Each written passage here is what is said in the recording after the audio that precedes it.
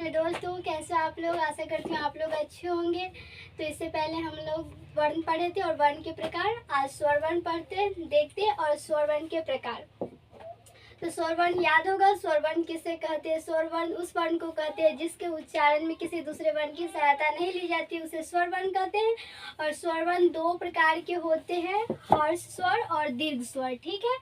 और इसके आगे देखेंगे कि हर्ष स्वर किसे कहते हैं? जिस स्वर के उच्चारण में कम समय लगता है उसे हर्ष स्वर कहते हैं। और इसकी संख्या 4 है। जैसे अ, हर्षी, हर्षोद्धारी, मतलब हर स्वर के उच्चारण में कम समय लगता है। ठीक है। दीर्घ स्वर, जिस स्वर के उच्चारण में अधिक समय लगता है, किसके अपेक्षा? तो हर स्वर के अपेक्षा दीर्घ स्वर के उच्चारण में अधिक समय लगता है। जैसे आ, दीर्घ, दीर्घ, उ, ए, ओ, औ, ये सब में ना, जैसे इसके अपेक्षा, हर स्वर के अपेक्षा दीर्घ स्वर में अधिक समय लगता है। ठीक है। तो उसकी संख्या, दीर्घ स्वर की संख्या कितनी है? 7 और हर्ष स्वर की संख्या है 4। ठीक है। और इसके बाद है ना, जैसे स्वर वर्ण के भेद है उसी प्रकार व्यंजन वर्ण के भेद को देखते हैं, है ना। तो देखिए, अब व्यंजन वर्ण के भेद पढ़ेंगे। व्यंजन वर्ण मतलब कितने प्रकार के। तो व्यंजन वर्ण बता दूं 5 प्रकार के होता है। व्यंजन वर्ण कितने प्रकार के होता है?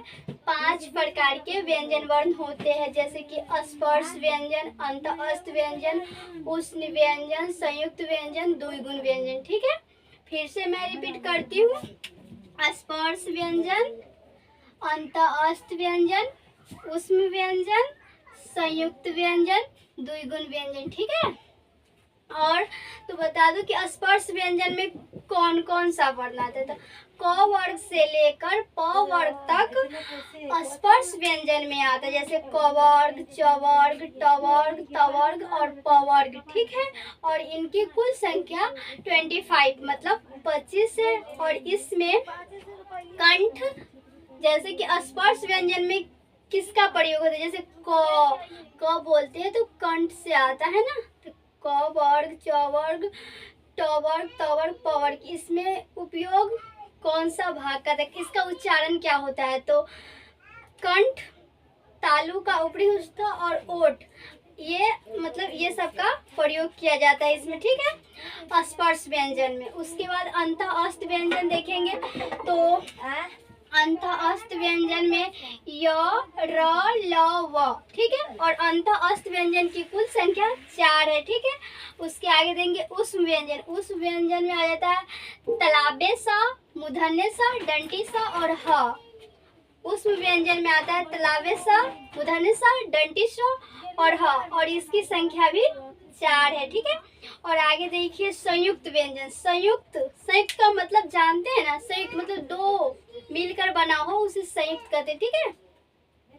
तो संयुक्त, इसे संयुक्त व्यंजन कहिए या संयुक्ताक्षर कहिए। इसे तो आप जानते हो कि संयुक्ताक्षर अक्षर ज्ञ और स्र को संयुक्ताक्षर कहते हैं। और इसकी संख्या भी 4 है। ठीक है।